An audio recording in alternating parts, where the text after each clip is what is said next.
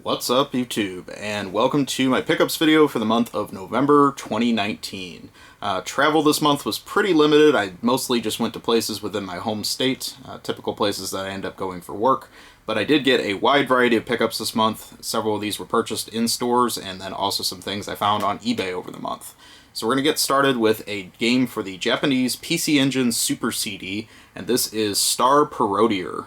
This is the parody take on the Star Soldier series that has several Hudson Soft characters like Bomberman included, as well as a actual animated PC Engine that you can play as in this game. And it shoots CDs and cue cards at the enemies. What else do you need?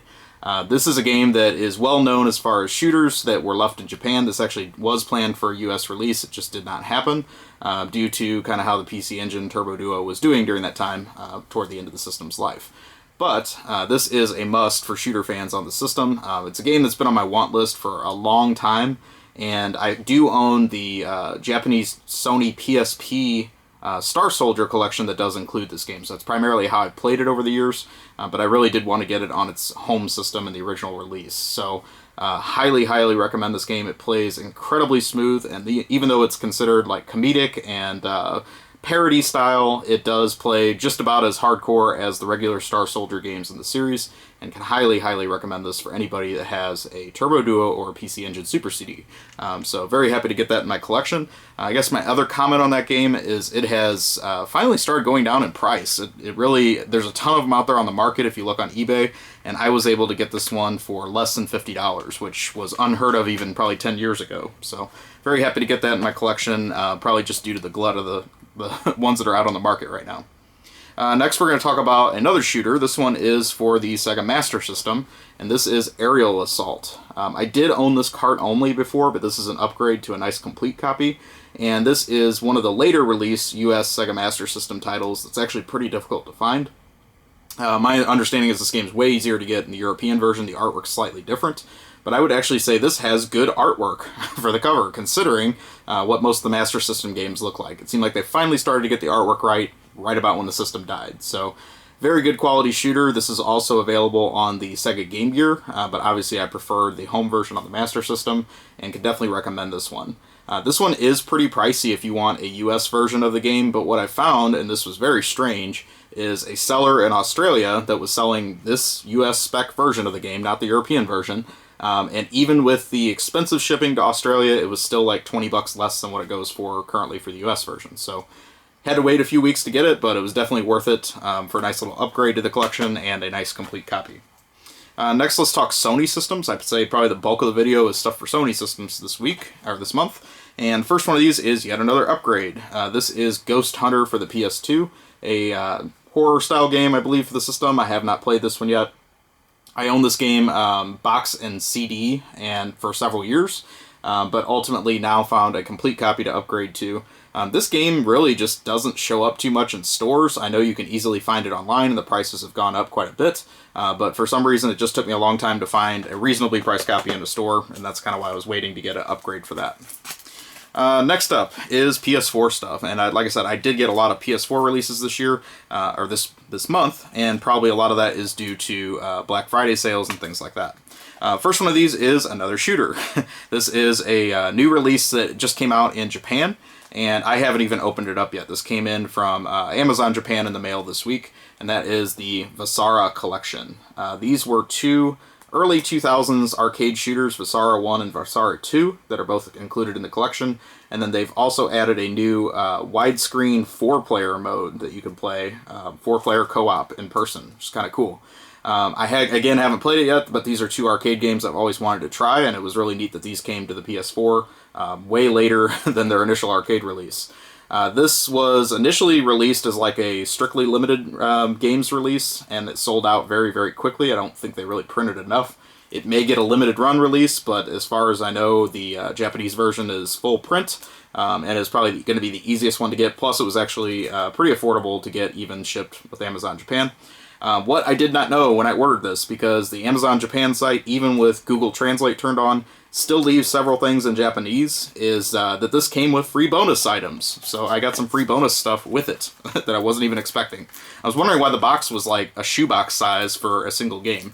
So they also packed in a Visara CD soundtrack, which has the nice little Obi strip in it.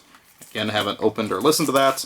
And then also got I assume it's an art book. I haven't opened it yet either, but it's reasonable size. It's not like full book size, but it does have decent heft to it. And I'm assuming it just has artwork from the game. Again, always nice to get some free bonus stuff you weren't expecting right after you order it. So another successful Amazon Japan order. I don't typically order from Amazon US, but Amazon Japan is actually doing very well with with international shipments. So next we're going to move on to some new releases, or actually just some PS4 releases that I picked up in addition. First one of these was a Black Friday deal. This was part of the Best Buy sale. As far as I know, they had the best price on this compared to like Walmart and GameStop and things like that. They were also featuring this, and that is the SpiderMan Game of the Year edition. As you know, I'm very late to pick up games in general, but I typically don't buy a lot of AAA releases, as you will, but I know that this game has had several accolades for many years now, and it's been selling very well for a continuous amount of time, so it must be pretty good. Have not had a chance to try it yet. I took the shrink wrap off, but that's about as far as I got, and looking forward to diving in. I do have a question for you this month. You can add a comment and kind of give me your thoughts on this. So I know this isn't like a greatest hits version or whatever they call the PS4 greatest hits favorites or something like that. Do you consider a repress Game of the Year edition like a greatest hit and that it's lesser than the original copy? Or is this even better because it has things like the DLC included as a bonus that the original copy would not have had? So you can let me know your thoughts on that. What about a Game of the Year edition versus a greatest hits edition? Is it the same thing, or is it an improvement on the original release? I like the gold little shininess to it, so that sold me, and it was really cheap. So happy I waited, because ultimately that was a full price release that stayed full price for a very long time. Alright, so what got me to Best Buy in the first place was the main entree, which was Shenmue III. Obviously a game I've been wanting for quite some time. Been a big fan of the series for many, many years. Played the original and the second one through on Dreamcast, and ultimately some of the re-releases on PS4. I've gotten probably 2-3 hours into this so far, and I'm not in love with it. It's okay. I mean, it definitely plays the same control style as the other ones. They didn't mess with that. But so far I kind of find Shenhua a little boring, just to talk to and interact with. I'm hoping that her personality is going to pick up a little bit, but she's definitely no Nozomi as far as the relationship that she has with Ryo and their conversations. So hoping this will pick up soon. I'm definitely going to put a lot more time into it. This is probably going to be my big holiday game time investment, but so far I'm not loving it, even though it's, at least it's Shenmue. They didn't mess with the formula too much. The other thing that's a little weird is how much time you spend picking flowers or spices or whatever they are in order to sell them to the local shop. I don't know if that's something that's going to continue throughout the whole game, but so far I find myself doing a ton of that, but yet it's really pointless in the end why you're sitting around hunting for rare flowers and whatnot to sell. So anyways, quirky Shenmue as expected. I'm happy. Ultimately, Best Buy had a killer price on it for Black Friday, so even a week after release, it was very weird to be seeing it marked about half price from where it started. Also, with that deal, I got the Steelbook. My local Best Buy had about 5 times as many Steelbooks as they had actual copies of Shenmue III, so I don't know if people realized that this came with the game, and maybe they were just leaving them there, and ultimately they're going to have a huge stack of these Steelbooks, and I don't know what they're going to do with them. But I also don't really understand Steelbooks. I mean, they're okay, but, like, am I going to take the disc out of the original case just to put it in the Steelbook? That seems weird to me, so I don't know what I'm going to do with that. I guess I would prefer if the Steelbook just came with the game and they sold it that way, but that's just my personal taste. Another PS4 game I got this month. I want to give a hat tip to Crack Lotus if he's still out there about tipping me off on this one. I had no idea that this game had shot through the roof in price on the PS4, and this is Godzilla. This was a early release for the system. I don't think it was a launch, but probably within the first year or so. And I remember seeing this in stores all the time, so I wouldn't have ever given this a second thought, seeing this in a used game store. But all of a sudden this game has gotten incredibly scarce and is going for over $100 on eBay, which I would never have expected. I also looked at the Japanese version, and it's even more expensive. So maybe it's Japanese people buying up this game from the US because they play on all region systems. I don't really know, but ultimately this game has really taken off in price. I found one of my local video stores that was blowing it out at a much less price, and decided to go for that this month. So now I have a copy of this in my collection, and I haven't at all tried it because I've been too busy with Shenmue and all this other stuff. One other game I got for PS4 this month is another shooter, and this is one that I waited on. GameStop is blowing this out now for, I think it was $15, maybe it was 20, 15 or 20. It was, regardless, it was pretty cheap, and that is Cyvariar Delta, which is a reissue of several of the Cyvariar arcade and PS2 ported games that came out pretty early in the system's life. I never played the Japanese PS2 versions, but I've played the sequel on Sega Dreamcast, and I didn't really care for it. But suddenly I find myself completely addicted to this. I put a lot more time into this game than I thought I would. I kind of figured I would just pop it in and play 1 or 2 rounds and be done, but ultimately the buzz game mechanic, where you try to get as close to the enemy bullets as possible, and ultimately that boosts your ship and everything like that, is very addictive. So ultimately I can see why this game has had a long-standing popularity in Japan, and several reissues and revisions to the gameplay. So anyways, I highly recommend you get this game at the stated price, whatever it is, 15, 20 bucks. It's well worth that, and especially if you're looking to add another shooter to your PS4 collection. Alright, that is all the Sony stuff this month. Like I said, that was probably the bulk of the things I got this month, and now we're going to move on to some games for the Xbox 360. This is a system I pretty much thought I was done collecting for, but I found a pawn shop that was blowing some games out very, very cheap, and couldn't really pass on these. And ultimately, these were all very nice, clean, complete copies, which is very strange to find in a pawn shop. Usually it seems like they've been run over with a car or something before people turn them in. But anyways, I am late to the game yet again, and I picked up Catherine for the 360, while most people are now getting the Catherine reissue for the PS4. Ultimately, I may get that one down the road once it gets even cheaper, but this will hold me over for now. I would actually prefer to have this on PS3, as I do with most multi-plat stuff that came out on this in 360. But again, for the price, I couldn't argue, and I figured I'd check it out here. I know that game's got a pretty good reputation, so I'm sure I'll probably enjoy it. The next one is another one of the big titles that I passed on, because again, I just don't buy a lot of these AAA games. But this is Nier, and again, another game that I would prefer to have on PS3. But for 360 and very cheap, I'll go ahead and grab it. I don't know which one's better on these two systems. Maybe this is the better version. But regardless, I'll give it a shot for the very, very cheap pawn shop price. The last one of these was also kind of a surprise. I have not played a lot of games in this series. I know it has a great reputation. I do like racing games, and that is Forza Horizon 2. My understanding was that this was more of an Xbox One release, but I guess it got a very late in its life 360 version. And I looked at the price on this online, and it's still pretty high up there, so I'm sure they didn't make a whole ton of these, considering the 360 was mostly dead by the time this would have come out. This game also caught my attention just by some of the cars on the back. I saw there was a early 90s Porsche 911 on the back, and I like those, so I got sold basically just by looking at the little picture on the back, which I guess is what game box designers try to do. So it worked. But anyways, that was cheap. I'm looking forward to checking it out. Alright, we're going to look at some Nintendo portable systems next. These were some game store finds, and the first one of these is a complete copy of Breath of Fire for the Game Boy Advance. Have not played this yet, but I've obviously played it on the Super Nintendo, and it wasn't really my favorite RPG for the system because there was just so many to choose from for that, but hopefully this is going to be decent as a portable game. With that, I also got a game that I didn't even know existed, and I bought it because it was super cheap and complete in the box, and that is Jackie Chan Adventures for the Game Boy Advance. I do believe this completes the Jackie Chan subset of games that came out over the years. So I have Jackie Chan for NES, I have it for TurboGrafx 16, I have the PlayStation 1 Jackie Chan game, and I have this, and I believe that is it. This actually got a European PS2 version also, but we didn't get it here, so I don't know. It's based on a cartoon series that I didn't even know existed also, so I'll check it out and find out if that's any good. Some of the other Jackie Chan games actually are quite good, so we'll see.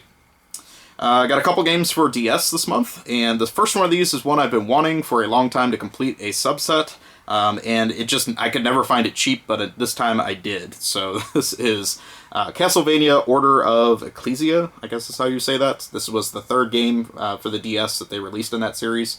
Wasn't a huge fan of the other two. They were playable, but not my favorites in the series by any means. But I'm assuming since this is the last one, they put a little bit more juice into it. So I'll check that out and find out what I think. The last one of these for DS is another upgrade. This one has a super long title, so bear with me. Super Robot Tyson OG Saga Endless Frontier. I guess it has original gangstas in it. This is an upgrade because my other one was complete in the case, but it didn't have the outer box that comes with a bonus music CD. So now I have that version, and I sold off my other copy. This is a pretty expensive game complete for the system, and I got this also very cheap at a local game store that probably just was selling it at the loose cartridge price. So worked out very well in my favor. And I think we just have one more game to talk about this month, but I'm going to hold off on that and then talk about some accessories that go with it here in a shortly. But first, I want to show off a game accessory I've been wanting for a very long time and just could never find this in the box at a decent price until now. And that is the Neo Geo Pocket Color to Sega Dreamcast link cable. Yes, those two systems had a partnership, and this actually is an official accessory that links the two together. Don't get too excited, it's mostly just data exchange for a few related titles. So basically the King of Fighters titles, the Capcom fighting games, things like that. Even like Cool Cool Tune and Cool Cool Jam have a link up feature. Basically it enables you to swap in-game money from one system to the other, unlocking more things in the console version and vice versa. But not probably used to its full potential, but definitely a very cool accessory, and glad it exists. Many of the Neo Geo Pocket Color accessories came out in the US. This one was limited to Japan. We did not get this in the US, so that's why the box is all in Japanese. But very happy to have this. I mean, I could take it out of the box, but it's really not much to see. It's just a little black box with one end cable and the other end cable for each system. I haven't had a chance to hook it up yet, but I definitely will be, and I may even make a video on that. If you're interested, you can let me know. But I do think it's a very cool piece of the history of both systems that this partnership took place between SNK and Sega, probably long before things like that were happening. So, very cool piece of gaming history there. I'm going to talk about this magazine next. So, as you know, in recent videos, I've been buying a lot of Game Fan magazines. I did not find any Game Fans this month, but I found the side magazine from that publisher, and this is Mega Fan magazine. They only made 3 issues of this, and I do believe this is either the second or the third. I think this is the third. So this is the last issue they ever made. This was like their cheats and codes type magazine, so it's more like a tips and tricks or like an EGM2. Which ultimately doesn't have a lot of value in this day and age. I mean, you can easily access that information from the internet. There's no reviews or anything like that in this magazine. But I do like the artwork. Some of the games that they covered were pretty interesting. It does have things like Castlevania, Symphony of the Night, and Marvel Superheroes when it was still an arcade game. So definitely some cool stuff from the publishers of Game Fan. I'm glad these exist, and I only need one more of these to be done with the Mega Fan set. So hopefully I'll be able to find that soon. Alright, last thing of the month, and I wanted to do this all together. I bought another Virtual Boy system this month, and I was not expecting to. I was perfectly happy with the one I had, but I noticed that this one came with some stuff that my other one didn't have, and ultimately some of the pieces that were part of this were in a little better shape than the one I had, so I was able to Frankenstein both systems together and make one really good system, and then sell off everything else that I didn't need. So one thing I did get that was with this deal was another game that I didn't have in my library, and this is one of the more difficult ones to find for the system. It was actually one of the later releases. That is Nestor's Funky Bowling. Nestor of Nintendo Power Magazine fame got his own bowling game, believe it or not, for the system.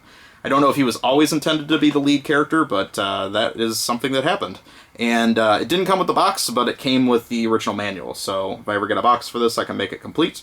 But definitely happy to get this in the collection. I did play it. I was using it to test both the systems, and it's a pretty solid game of bowling, but it doesn't really do anything that special with the 3D. There's other games that use the 3D better, but there's nothing really to complain about. It's just a solid bowling game. One of the other things this second Virtual Boy came with was a couple of these Virtual Boy Precautions booklets that I can use to put with the cartridges to make some of those games complete. And then the most interesting pieces that came with that deal was the original system manual. It did not come with the system box, but I do have the original manual for the system now. And I was actually really glad to get this. I learned quite a few things about how to set up the Virtual Boy properly by reading through this manual that I didn't know before just from tinkering with it. So There was a lot of steps in order to fully enjoy your Virtual Boy system, and I bet that people just threw this away on day one and never even paid attention to it, but there's some good tips of wisdom in here. So very happy to have this part of the collection for the Virtual Boy. And then the last thing is the very weird one. I got a third-party Virtual Boy carry bag. And it's by this company called Performance. They sold accessories under a couple other names too. At first I didn't think it was anything that exciting. I mean, it doesn't even necessarily say Virtual Boy on it anywhere. But it was technically made for the system. If you unzip this front pouch piece, it has slots for cartridges that are sized exactly like the Virtual Boy cartridges. And ultimately it's a pretty beefy bag to help you take around this very non-portable system and make it a little bit more portable. This bag seems to be pretty difficult to find. I've seen a couple of these being sold with the system in lots. I haven't really seen one sold separately, but ultimately it caught my attention and I thought it was something I'd never seen before, so I wanted to have it. So now I also have that, and then my other Virtual Boy had the Blockbuster case, so I have that all in the with my remaining Virtual Boy. The other interesting thing about this bag while I was researching it is because the Virtual Boy died so fast, it sounds like they had a huge surplus of that bag, and they started selling the exact same bag as a Sega Saturn and Sony PlayStation travel bag afterwards, and even left it with all the red zippers and everything on the bag, and sold it that way for a couple years until the stock was depleted. So there is an outer box that shows the PS1 and Saturn with that same bag in it somewhere out there. So kind of interesting little tidbit. I probably rambled on way too much. I'm sure this video is way too long as it is, so I'm going to go ahead and close it out here. Please take a moment, like, comment, subscribe, and let me know what you think, and I will talk to you soon. Have a great day or night, wherever you are.